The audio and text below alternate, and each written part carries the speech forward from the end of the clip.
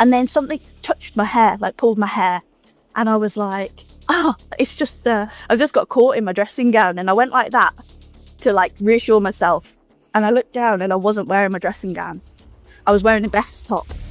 So nothing could have caught my hair. And then honestly, if my heart would have stopped in that moment, I would have been pleased, because I've never felt fear like it.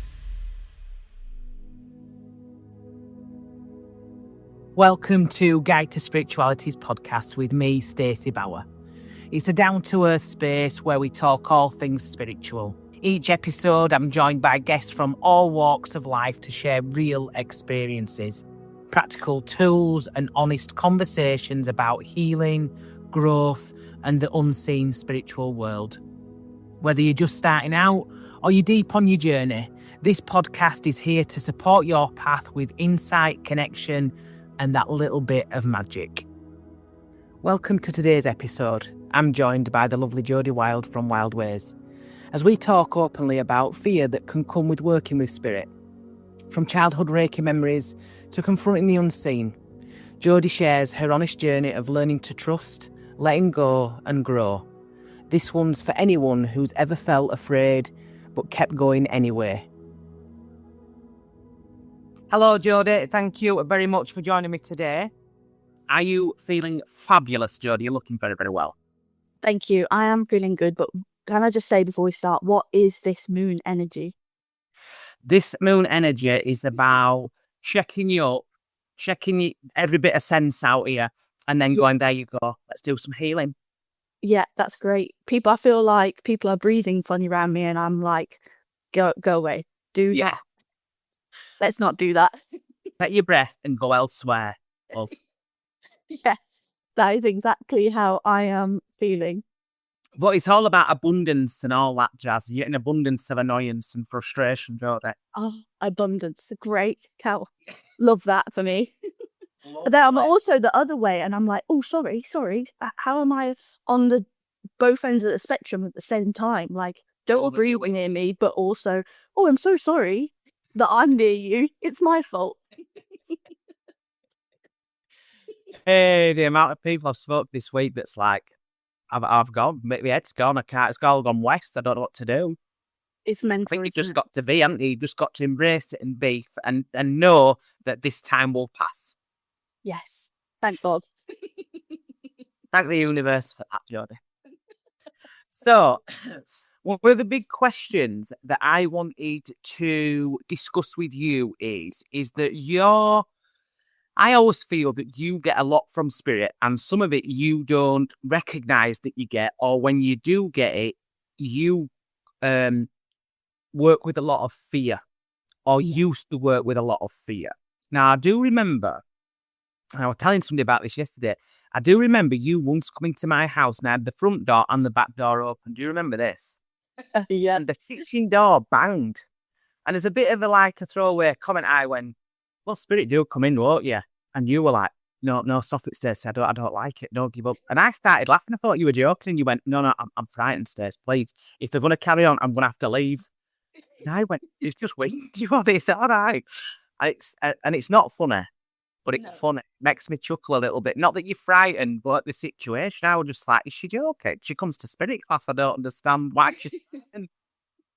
Tell me though, Jodie, where did that fear start, do you think? Right, okay. So yeah, I do remember that moment, and I live my life most days like that. Yeah, more so now I've had Bertie, but it did pass, but we'll discuss that later on. But I think the first fear that I went to a scary movie with my friends when it was around my GCSE time. And I didn't watch the trailer because I was petrified as it was, and I didn't really know why I was going, because I didn't like ghosts, I didn't like things like that. So I was like, right, I'm going to be brave, I'm going to go. I'd watched Paranormal Activity and I was like, I can do this. I went to see The Conjuring and I was like, I can do it. So I watched it, and for whatever reason, I knew what was going to happen next. And it said at the trailer, people in America have been to therapy for this. And I was like, that will be me. That's going to be me. Anyway, I sat with the hood over and I kept telling my friend what was going to happen next to me. And she was like, that actually just happened. And I was like, why do I know? Why do I know? Anyway, I sort of left the movie and I wasn't really that scared anymore. I got over it. But then the stress of my exams came. And with that stress, I started what I call hallucinations. And I thought what was in The Conjuring was on my wardrobe. And at 16, in the middle of the night, I'm crying on my mum and dad's bed, saying, it's in my room, it's in my room. And I'd thought that my mum and dad had come up the stairs, and one of the main parts of the film was that when this thing was around, they could smell rotten meat. And I thought that I was awake, and that my mum had come up the stairs and said, oh, to my dad, can you smell that rotten meat? So that started the dream off. I don't think I was awake, but I thought I was. I don't remember waking up. So then I flew into my mum and dad's bedroom and I was like, oh my God, it's in my room. And then that started night lights and swearing. Night lights and sleeping with my bedroom light on and stuff because I was so scared that something was in my room. So that was where really, I wouldn't say it was spirit, but whatever this thing was in the movie, I can't actually remember what it is now, but it was on the wardrobe in my room, or I thought it was. So how did that represent then? So when did you know that you could connect with spirit? So when I moved to Yorkshire, I had a reading, and oh no, actually, we'll go back. Sorry, switch it up. So in COVID, Yeah. I had a situation where my friend had died previously in a car accident, and I was sat in my lounge, and I heard a tapping on a glass on the table, but I was home alone, and I always had this feeling that I was haunted, that someone was there watching me all the time, and I sort of knew it was my nan. That didn't really bother me that much, but nothing like this has ever happened before with noises. So I was like, okay, like I'm home alone. And I tried to distract myself and think like it's nothing. And the glass tapped again. And then something touched my hair, like pulled my hair. And I was like, it's just, I've just got caught in my dressing gown. And I went like that to like reassure myself. And I looked down and I wasn't wearing my dressing gown. I was wearing a vest top. So nothing could have caught my hair. And then honestly, if my heart would have stopped in that moment, I would have been pleased because I've never felt fear like it. And I was like, I'm not wearing a dressing gown and the glass is tapping. Someone's actually touched me too far. So I went to a medium and they told me that it was my friend that had passed and I needed to speak to his brother to make sure that he was okay. So I didn't, at the time, it wasn't something you spoke about, mediumship. Yeah. And especially with the lads in the pub. It was like a small country pub in Cornwall. It's not somewhere you go in and be like, oh, by the way, your brother who passed away sadly last month is trying to tell you like that you're going to be all right. It doesn't happen like that. So I didn't know what to do. And I was like, why have you come to me with this? Because I can't help you. I don't understand what you want me to do. So I just messaged his brother and was like, I'm always here if you need to chat. And he stopped and he's never come back to me since. I know he's around and he sends Robin sometimes and I'll say hi or his song will start playing and I acknowledge that. But he hasn't come through with a message ever again. So I obviously did what I needed to do. Whatever you were supposed to do is done. Yeah. Well done. So from there you had a reading where you knew that obviously spirit had come to you to pass a message on. Yeah. So how do you go from that to working with spirit without fear?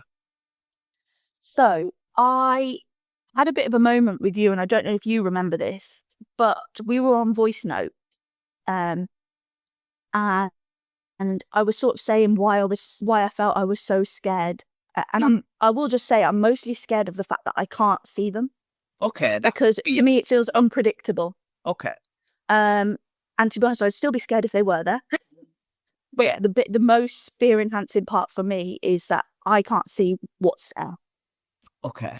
And I have seen spirit now, and I don't feel as scared with seeing them. Okay. However, not seeing them at all petrifies me.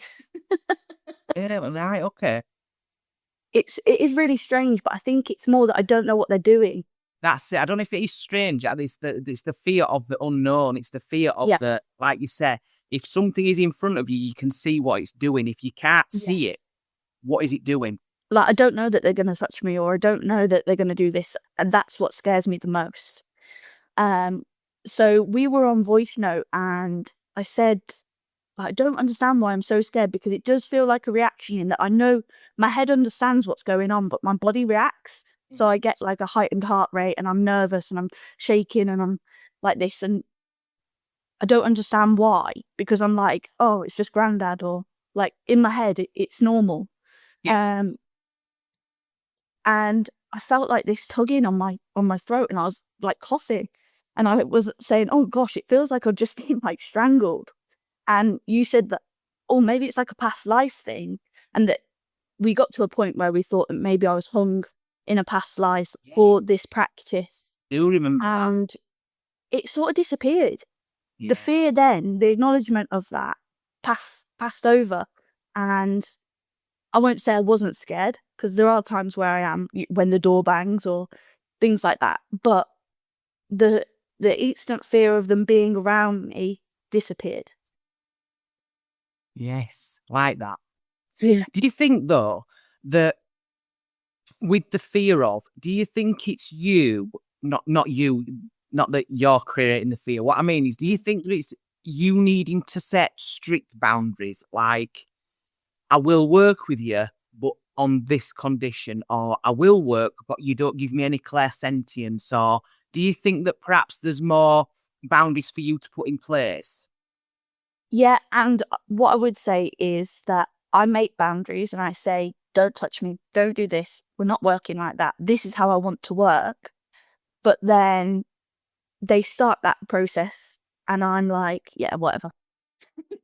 And or I don't recognize it. So then it's mainly my granddad that pushes the boundaries. I will have to, sorry, granddad. But he then has to make a show because I'm not listening. So he always does come through and apologize because he's had to scare me. But he was like, you weren't listening. Like, you've set these boundaries and I'm trying to work with you, but you're not then upholding your part of the deal. That's it. You're not doing what you said you would do, so I'll have to show you now. Yeah. Yeah. I do think part of me, I've always said if I could choose to not be spiritual, I wouldn't, because of my science side of I can't prove it. I want to be able to prove it. And I had so much evidence. But for me, that science side of my brain is just like, and obviously was so scared of it that I'm like, I'm literally petrified of you. Why have you chosen me? But don't you think though that makes it all the more special that you are very scientific? You know, you're into data science, aren't you? Your brain's like, it's a fact to this, that's a fact. The fact that you feel off some time of me, it's like, what?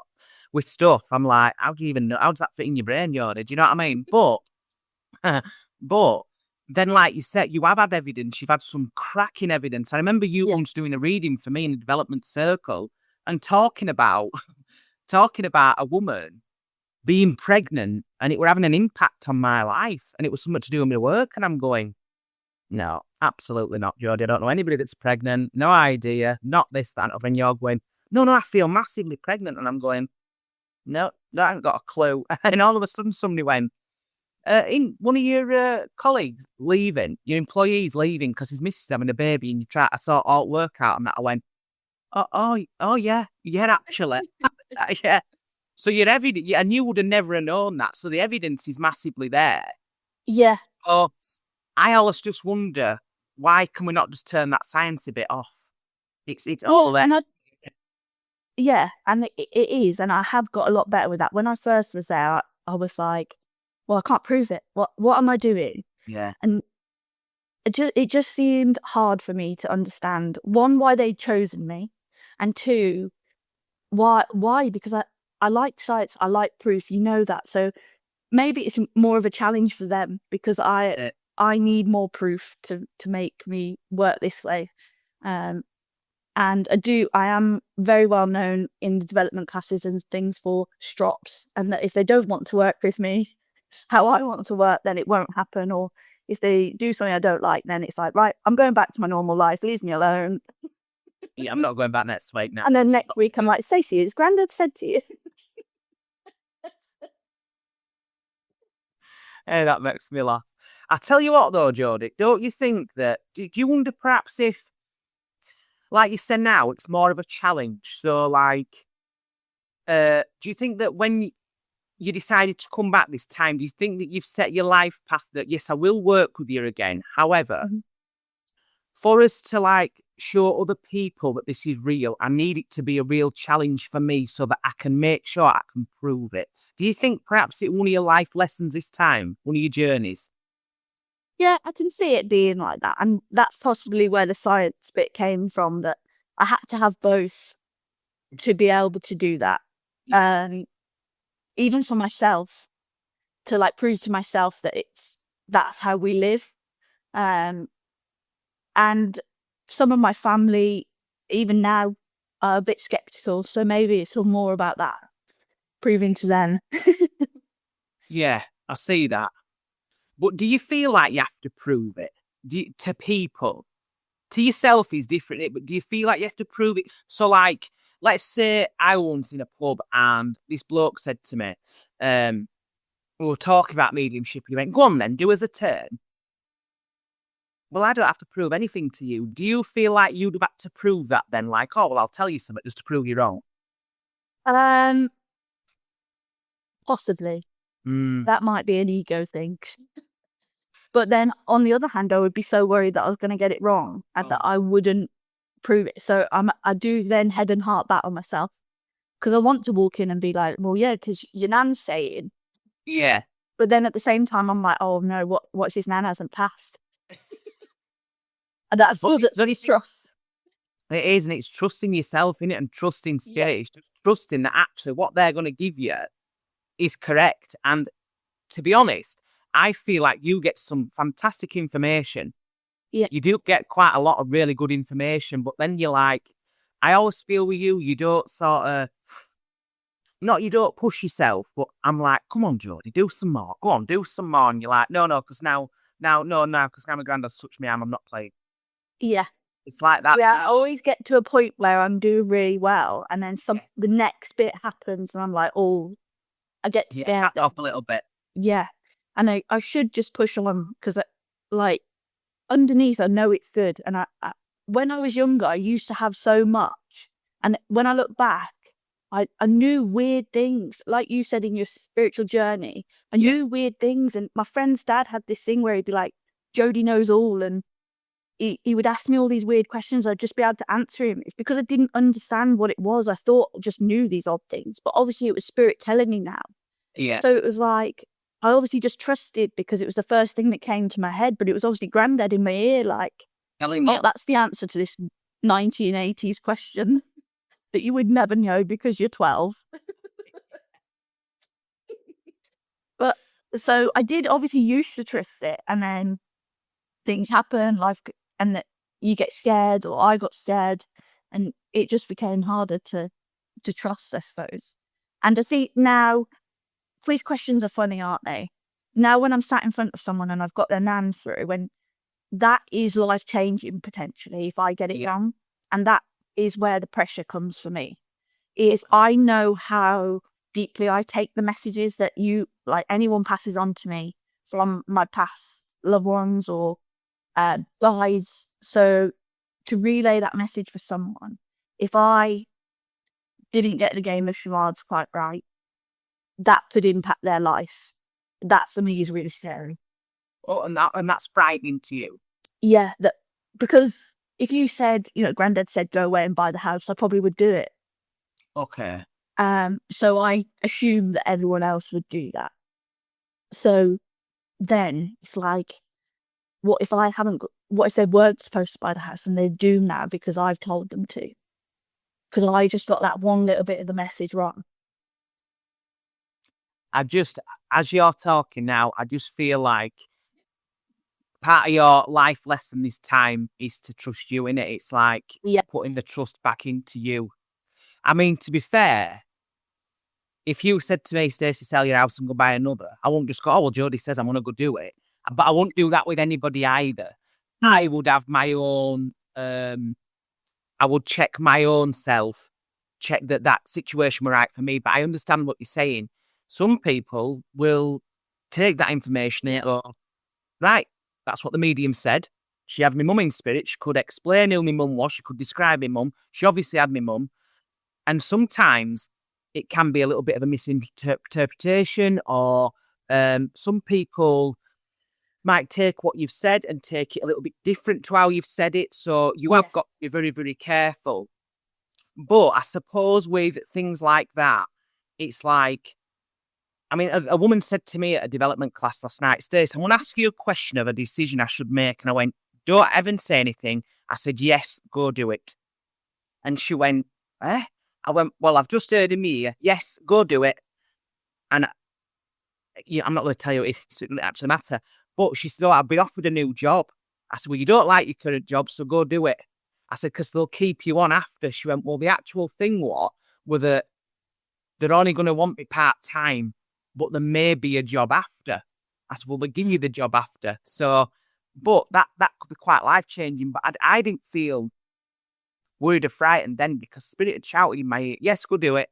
And I feel, again, it's that trust. So I wonder if part of your path this time is to show the trust. And I wonder if, because you've had the hanging experience before when you have trusted and you've obviously passed from it before, is it that in this life you've got to regain that trust? Yeah, I do.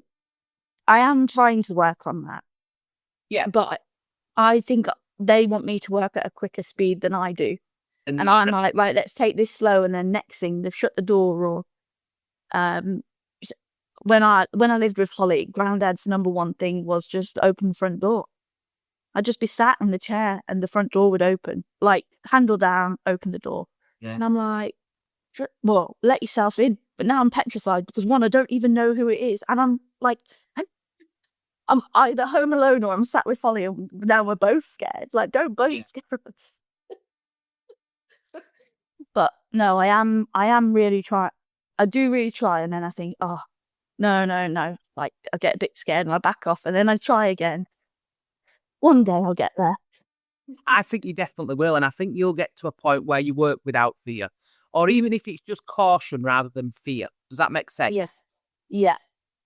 But do you feel like, tell me some of the really good times you've worked with Spirit. So tell me some of the parts that haven't frightened you, that you think, do you know what, this smashed that then, or that were a really good message, or that's really touched me at some point. When I spoke with my friend's mother, and he never came back after that, I felt some sense of relief there that I had obviously done what I needed to have done. So that was, in the end, although I was very scared in the start, I did feel some relief from that, because I was worried that I was going to have to walk into the pub and be like, look. And that I didn't want to out myself at the time, because it wasn't something we spoke about there. So I think that is why also I needed to be here for this spiritual path. Because it wasn't something people at home accepted. And that's fine, because that's how they live, and not everyone wants to believe in it. Other moments, when I was pregnant, I didn't have any connection. And I came back to class the other day and I had a message for a lady, and that her guide or family member, this male, came through, and he was so direct in what he wanted to say to her. And I just got up and I was like, right, they're like, right, reading all this stuff up, and I was like, oh wow, I'm back. Okay, like this is good. I like this. But also the message, she was in a situation that I was in, like at the start of my journey, and that she's having a shock with Spirit because they're not working with her how she wants. So I was like giggling to myself when he's talking, because I can see her sat across, like slumped in her chair, like, this isn't working for me. And I'm like, that's so used to be me. And it still is sometimes when I have one of my little strokes. But yeah, It does make me laugh. There's been things that I've been told throughout my journey and that have obviously been proven and have come true. One of my things, I think for a lot of young girls who say that love is always on their cards, they always want to know about that. And I was always like, where's my boyfriend, Stacey? Where is he? Like, what's going on? You're like, you'll meet him in a pub. And then I went to this pub with my friends after a Fleetwood Mac concert, and it was like this urge to just give this guy my number. And I was like, what is this urge? I've never ever had this. Anyway, I wrote it down, and here we are, over a year later with little Bertie. Hi, I'm just taking a quick break to thank you all so much for listening to the podcast and for all your lovely support. If this episode gave you something to think about or simply felt helpful, you can support future episodes and my tea habit over at Buy Me a Coffee. The link is buymeacoffee.com/guide to spirituality. Every little bit helps me keep creating, sharing and growing this space, and I'm truly grateful. But like you said though, during your pregnancy, you feel like you didn't have any connection. I would beg to differ with you, although I just think your connection changed because you dreamt a lot, didn't you? And a lot of your dreams were absolutely valid. There were a lot going on dream-wise that actually, I feel that was spirit talking to you, although, because you weren't very well during a lot of your pregnancy, were you? So, No. I feel like perhaps that they were giving you a break while you were awake, because obviously you try to deal with being pregnant and, functioning basically on some days. And then I feel like when you slept, you got a lot of messages. Yeah, that is true, actually. I did have a lot of dreams, and I know a lot of people say that pregnancy gives you crazy dreams because of the hormones and stuff, but they were so accurate with what I was dreaming. Yeah, definitely. I'd forgotten about that. So tell us then. So you said earlier on that fear came back. Yeah. So tell us about that. Why do you feel it's back? So now my fear is that I don't know what they're doing to Bertie. I don't know what they're telling him. I don't know if they're around him. And I am so scared that when you practice, obviously you open your safe space and all these sorts of things. And I do that because obviously I'm scared. So I definitely do that. Whereas now I feel like I've got this little life that I need to protect. And I don't want anything I work with to affect him. Okay. So it is really hard we went to a witch museum and I couldn't even read the spells on the wall because I was so scared something would happen to Bertie on my chest that I was like head down looking at the floor. I could not read anything. Like, there was spirit boxes and I was like, Adam, we just need to get out of here. Like, please get me. I need to go now. I can't. I'm scared. So we left. But that is a valid fear, isn't it? Is that something is going to harm your child, or something that frightens you is going to frighten your child. However, I feel personally that if you put the correct boundaries in place and you put correct protection around, you know how to protect your energy, you know how to protect your space, and your granddad would never ever harm you or your child, would he? No. So the thing is that I would always ask his guides to be present to protect him. I would always ask your guides to protect you all. You put your own protection in.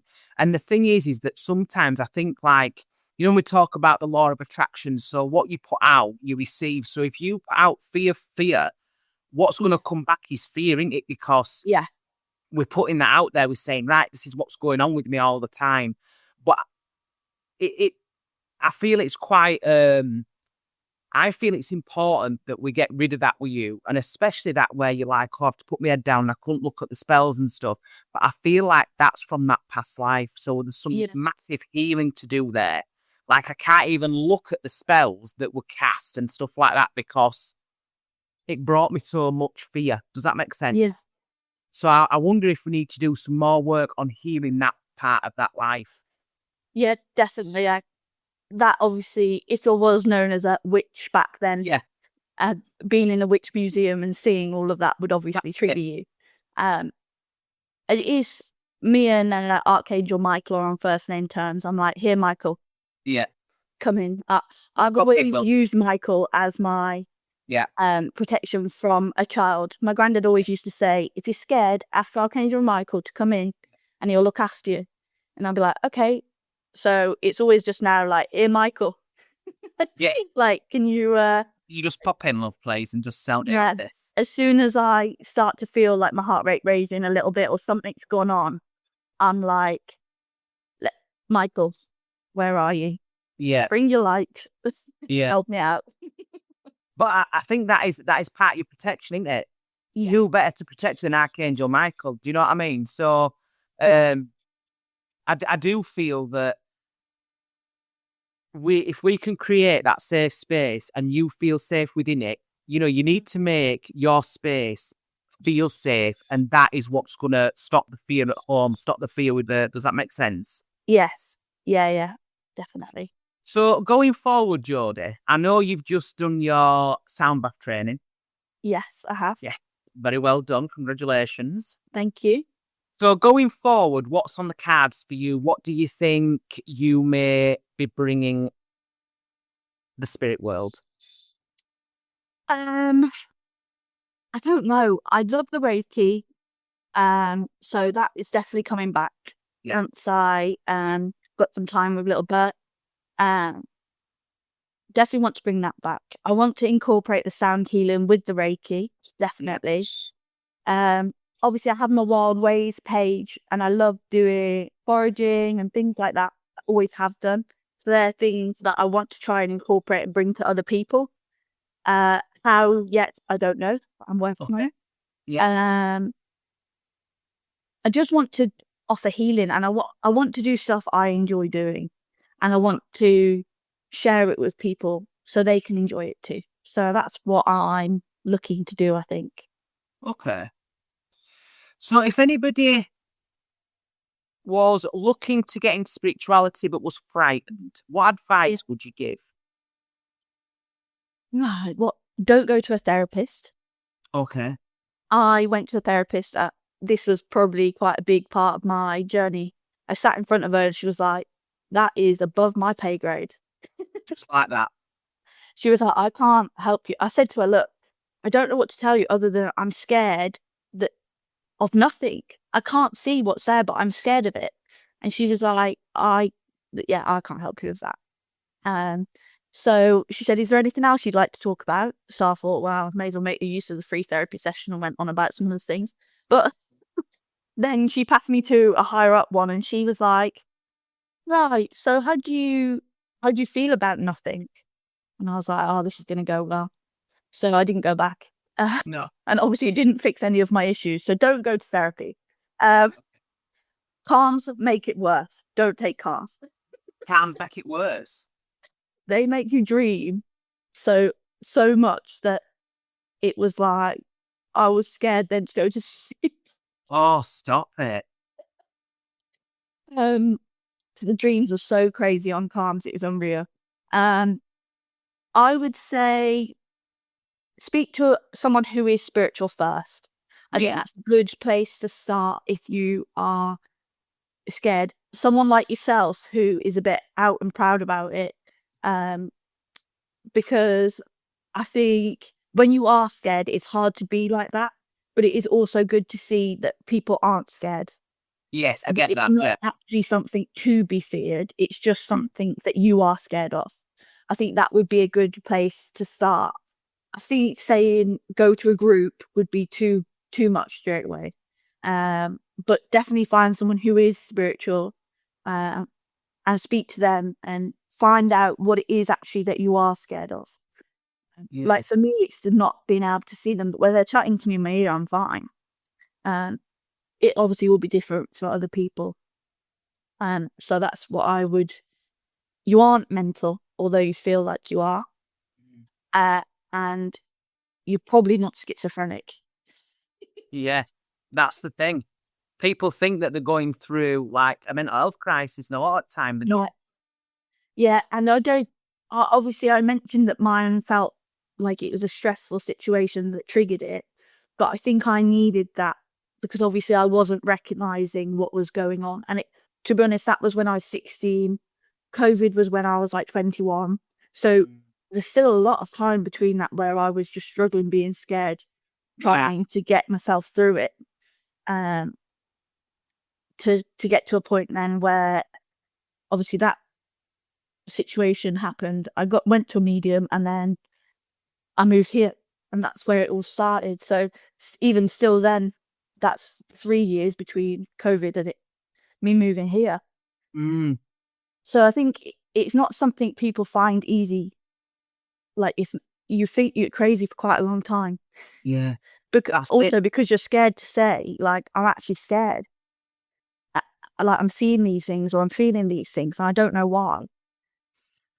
I suppose as well, if you've grown up in like Cornwall, not as in like there's no mediums right in Cornwall, nobody No. spiritual in Cornwall, but I mean like you grew up in like farming background sort of thing, didn't you? Like you say, you go to the pub, you work in dairy, you this and other, it's like lads, it's all like factual stuff, it's hard-working stuff. We don't talk about angels and the fairies No. and spirit and stuff like that there. So do you think that actually because it wasn't open to you like that, that perhaps that brought some of your fear on as well? But also on the other token, do you think that actually you moving up here a long way away, but what is it, about 6 hours or something?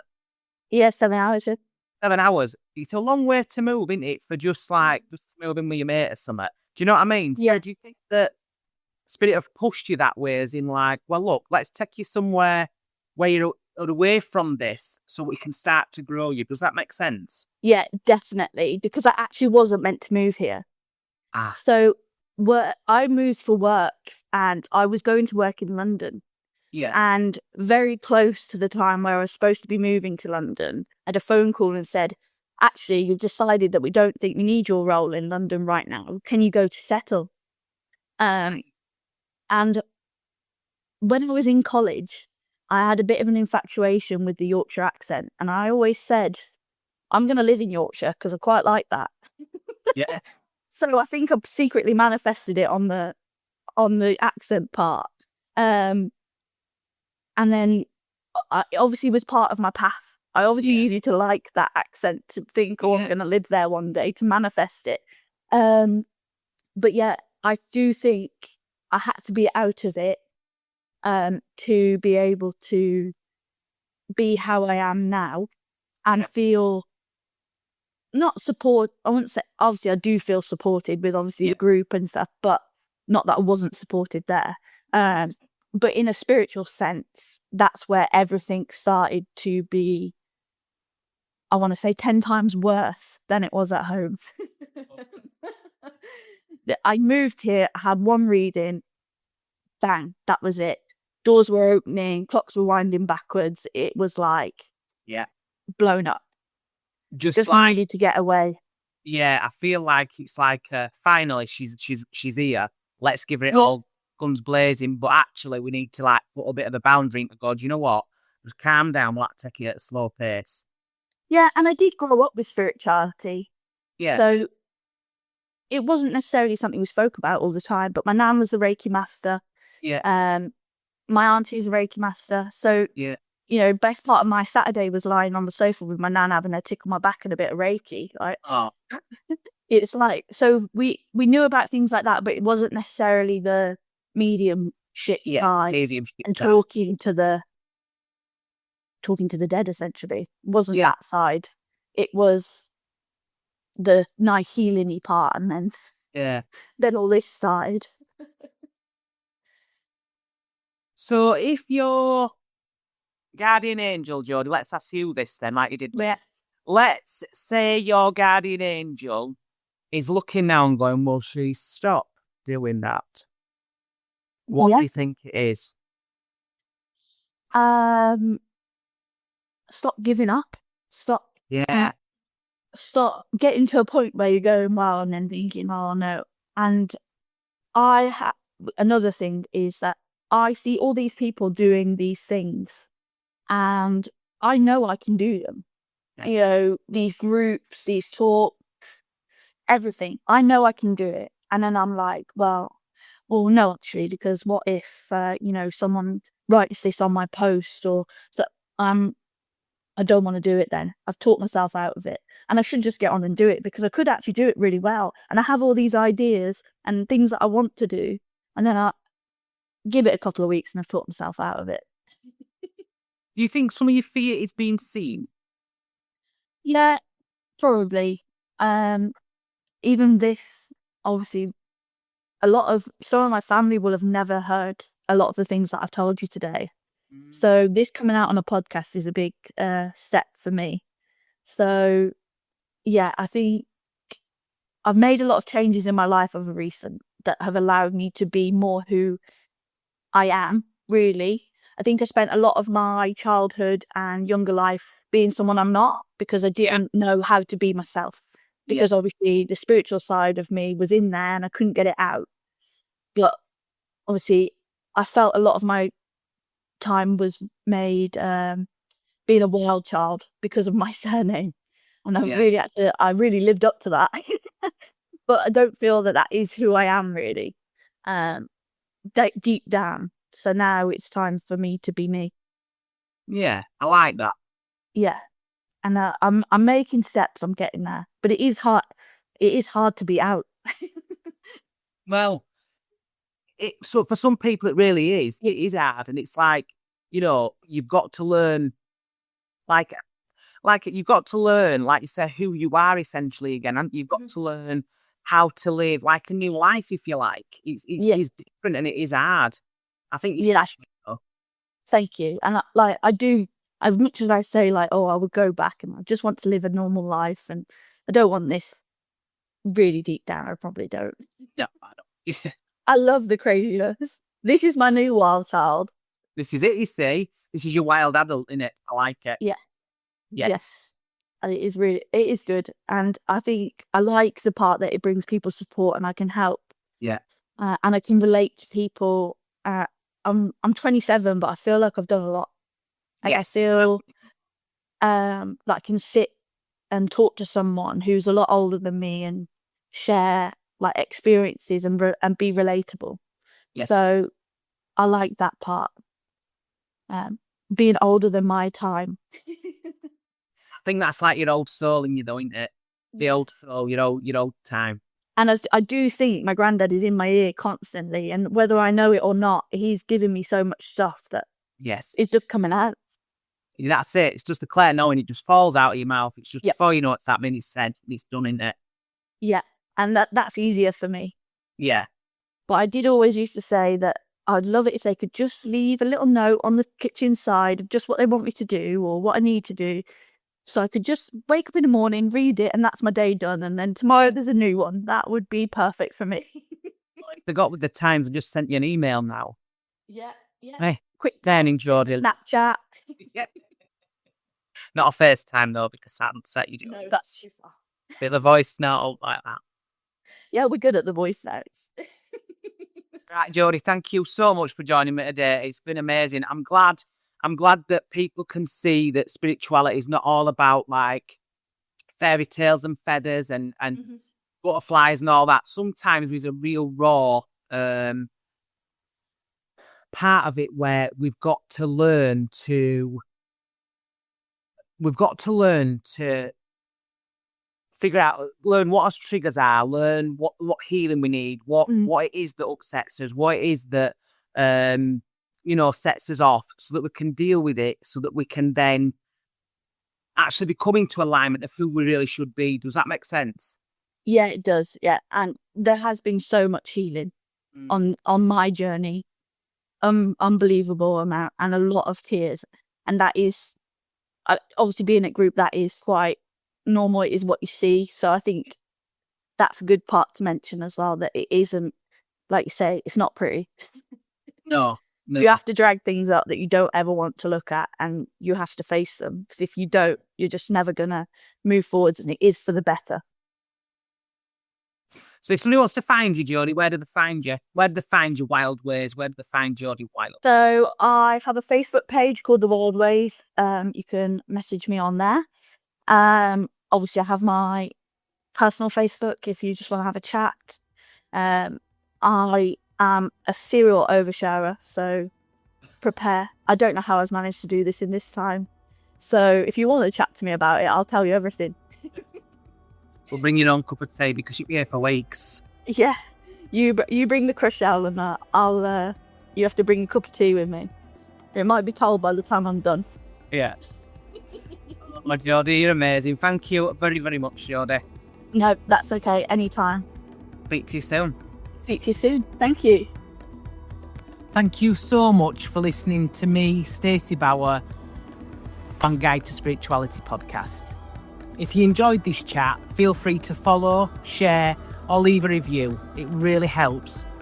Take what resonates, leave what doesn't, and keep showing up for you. See you next time.